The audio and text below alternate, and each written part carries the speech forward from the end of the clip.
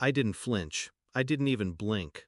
I just nodded along as my boss smiled that thin, rehearsed smile, telling me how my attitude at work had been problematic. Meanwhile, my phone pulsed against my leg with that single line from an unknown number. Don't react. Your boss is recording everything. My eyes slid to his desk. That phone.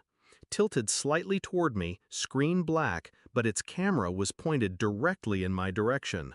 I'd seen him do it to others, set people up, twist their words, ruin their careers while his own reputation stayed spotless. But I never thought he'd try it with me, until that moment. And I realized I was already in the trap. I once admired him. That's the part that still stings. When I joined the company, he played the mentor role well. Late nights where he pretended to guide me. Compliments in front of executives. He made me believe I was special, different, the kind of employee who could climb fast if I stayed loyal. But loyalty is a currency manipulators spend freely. It started with rumors I didn't spread being traced back to me. Projects I completed somehow missing my name in the reports.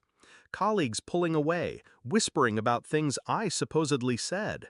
At first, I brushed it off. Office politics, nothing more. But then I overheard him one night, his voice sharp, low, calculated. He was talking to another manager, feeding lies about me, painting me as unstable, untrustworthy. That's when the truth hit. He wasn't grooming me for success. He was grooming me for the fall. The text in my pocket confirmed what I'd begun to suspect weeks ago. Someone inside had finally seen through him. Someone wanted me to know the game he was playing. I felt anger simmer beneath my skin, but I didn't let it boil over. That's what he wanted, a reaction he could capture, twist, replay in boardrooms until I was nothing but a problem to be discarded. So I gave him nothing, just a calm smile, a nod, a quiet, "I understand," to every false critique. And in that silence, I made a decision. If he wanted a performance, I'd give him one, but not the one he expected. For weeks after, I moved like a shadow. Every interaction with him I documented. Every email he sent I archived. Every colleague he tried to poison against me I approached directly, with kindness, with clarity, dismantling his lies piece by piece. Then I went deeper. I studied him, his patterns, his rhythms.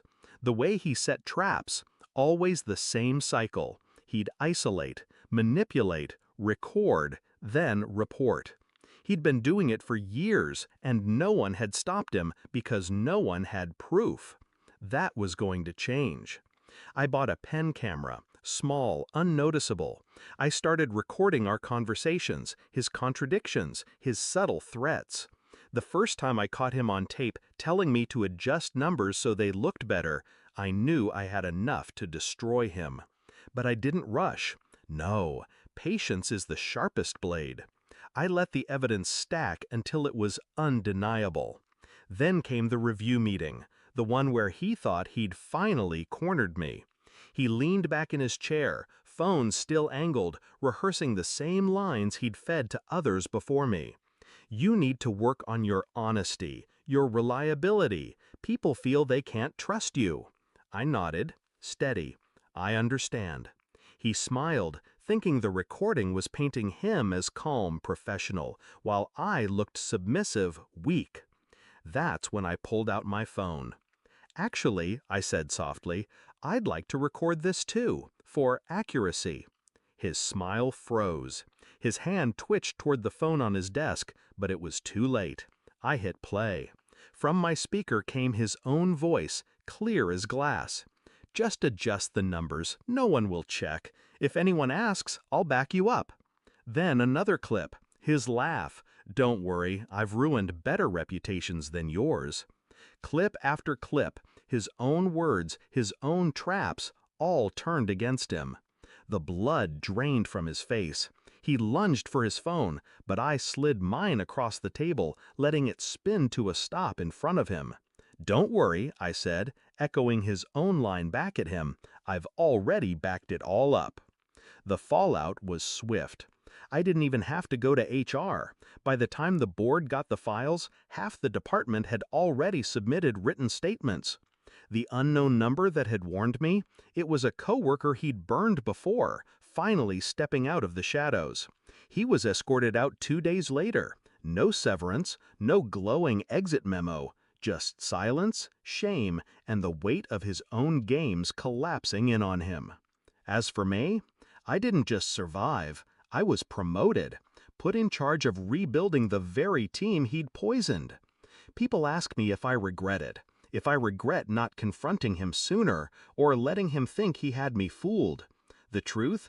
I don't regret a second, because revenge isn't loud, it isn't messy, it's quiet, precise, surgical. It's watching someone step into the trap they set for you and closing the door behind them. He thought he had me recorded.